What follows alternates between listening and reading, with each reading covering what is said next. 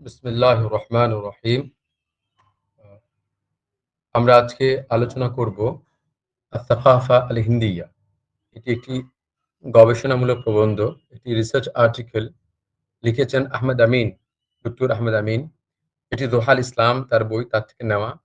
দ্বিতীয় বাব এর দ্বিতীয় ফাসল। তিনি বলছেন কাদিমান, প্রাচীন যুগ থেকে। কাদিম পুরাতন। আরাফা আল আরাবু, আরাফা ইয়ারিফু জানা, আরবরা জানে, চেনে, আল হিন্দা ভারতকে। ফি জাহিলিয়াতিহিম, তাদের জাহিলিয়াতের সময় প্রাক ইসলামী পর্ব হতে। প্রাচীন যুগে জাহিলিয়াতের পর্ব হতেই আরবরা ভারতকে চেনে ও জানে। আল হিন্দা এখানে মফউল, তার কারণে নাসাব পড়েছে। ওয়াত্তাসালু বিহিম তিজারিয়া, ইত্তিসাল সম্পর্ক স্থাপন করা। ওয়াত্তাসালু বিহিম, আরবরা ভারতের সঙ্গে বা ভারতীয়দের সঙ্গে সম্পৃক্ত হয়েছিল, যোগাযোগ তাদের হয়েছিল তিজারিয়ান, বাণিজ্যিক দৃষ্টিকোণ থেকে, বাণিজ্যের উদ্দেশ্যে। ওয়াত্তাসালু বিহিম তিজারিয়ান, আর তাদের আরব ও ভারতের একটা বাণিজ্যিক যোগাযোগ ছিল। প্রাচীন যুগ থেকেই প্রাক ইসলামী পর্বেই আরবরা ভারতকে চিনত ও জানত। তারা তাদের সাথে বাণিজ্যিক দৃষ্টিকোণ থেকে যোগাযোগ বা যুক্ত ছিল, সম্পৃক্ত ছিল। ওয়াউলাউ, এটা মাজহুর পড়া হয়, মুগ্ধ হওয়া, ফন্ড অফ, কোন কিছুর প্রতি আসক্ত হওয়া।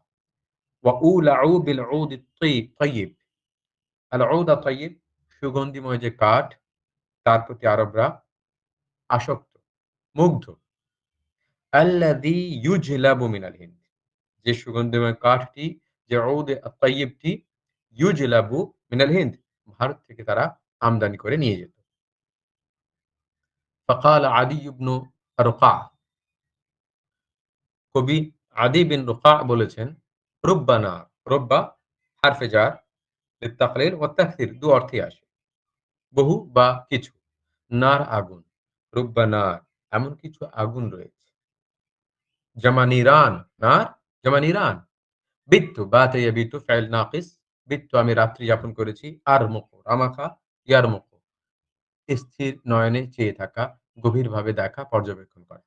রুব্বানারিন, এমন কিছু আগুন রয়েছে, বিত্ত আর মুকহা, যাকে দেখে অবলোকন করে আমি রাত অতিবাহিত করেছি, নিশি যাপন করেছি। আর সেই আগুন কি করত? তাকদিমু, গুড়িয়ে দিত, গ্রাস করত, ভেঙে চুরমার করে দিত আল হিন্দিয়া, ভারতীয় কাঠকে, ওয়াল গার, এবং লরেল, যেটাকে আমরা সুগন্ধিময় গাছকে। এমন কিছু আগুন আমি এমন কিছু আগুন রয়েছে যা দেখে আমি রাত অতিবাহিত করেছি।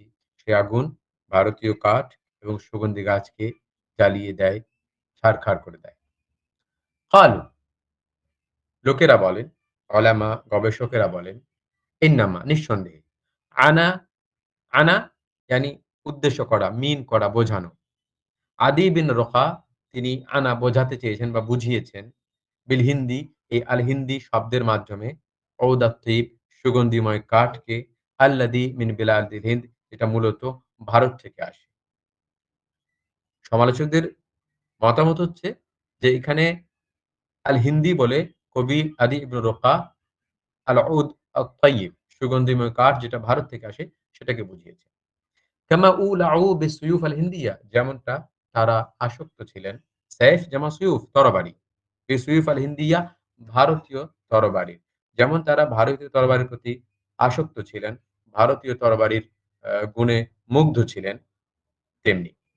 ওয়াসাম্মু, আর তারা আরবরা, সাম্মা ইউসাম্মি তাসমিয়া, নামকরণ করা। ওয়াসাম্মু আস-সাইফ আল মাতবু মিন হাদিদিল হিন্দ আল মুহান্নাদ, আর তারা আরবরা আস-সাইফ তরবারি, আল মাতবু যেটা তৈরি হয়, যেটা প্রস্তুত, যেটা নির্মিত, মিন হাদিদিল হিন্দ, ভারতীয় ইস্পাত হতে, ভারতীয় স্টিল বা ইস্পাত দিয়ে তৈরি তরবারিকে তারা নামকরণ করেছিলেন, কি নাম দিয়েছিলেন? আল মুহান্নাদ। তারা বলতেন মহান্নাদ। মহান্নাদ কাকে বলতেন? যে তরবারিটা ভারতীয় ইস্পাত বা স্টিল দিয়ে তৈরি।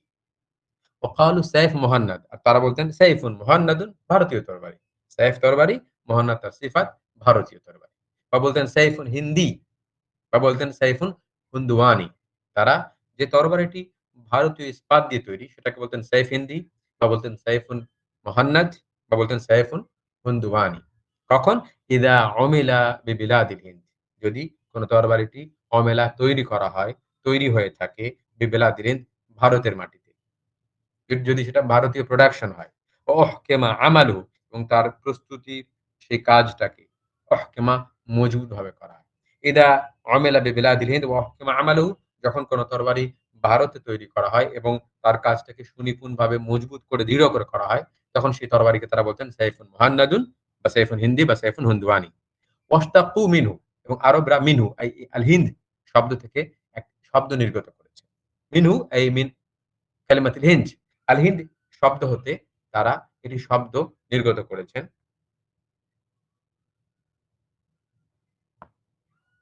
ফাকালু তারা বলেছেন হান্নাদা আস-সাইফ।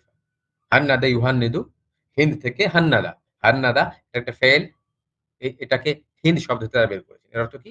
ইদা শাহাযাহু যখন কেউ তরবারিকে ধার দেয়, সেটাকে শার্প করে, তখন বলা হয় হান্নাদা।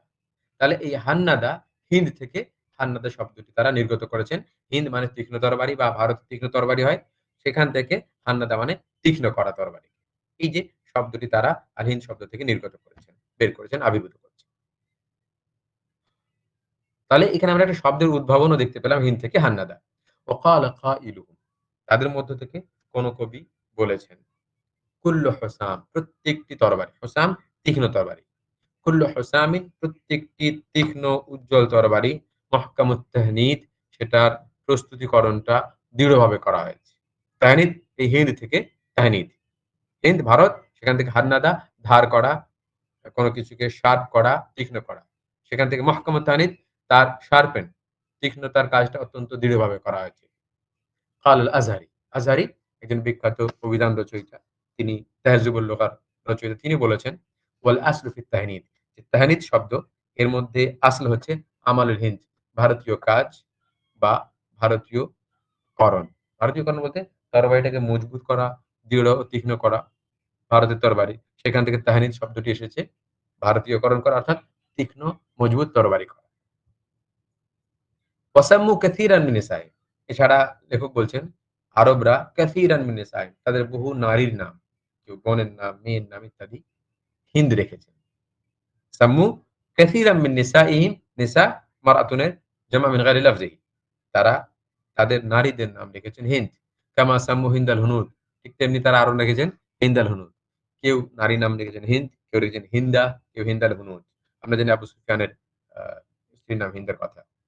ওয়ালা তাদরি লেখক বলছেন আমি জানি না। দারাই আদরি জানা। ওয়ালা আদরি আমি জানি না।